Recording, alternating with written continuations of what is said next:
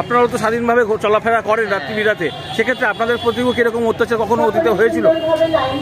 আমাদের প্রতি কোনো অত্যাচার হয়নি কখনো, তো আমরা চাই যাতে সঠিক বিচার পায়।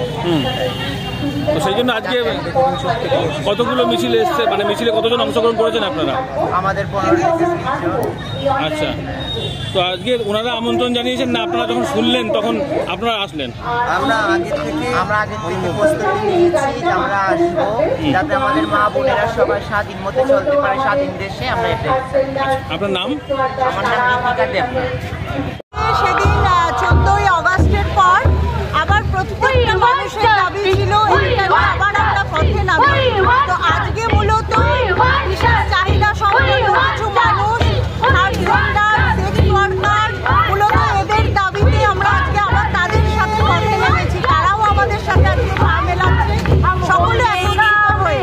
আমাদের দাবি ধর্ষণমুক্ত সমাজ চাই আমরা, আর সব ধর্ষকদের যাতে উপযুক্ত শাস্তি হয়, আমাদের সেই দাবি নিয়ে পথে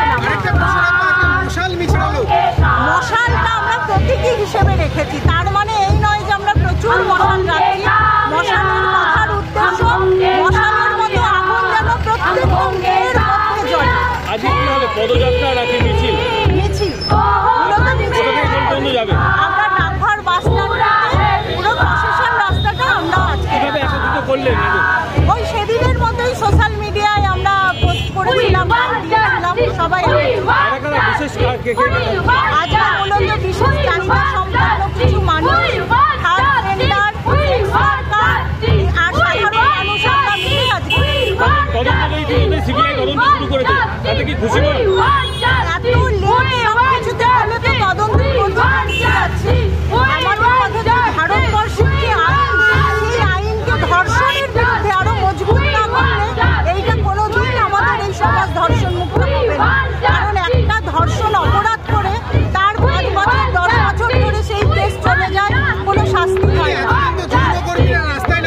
মূলত আমাদের কাজটাই যৌনকর্মীদের নিয়ে, তাদের বাচ্চাদের নিয়ে, তাদের সাথে আমাদের যোগাযোগ থাকা।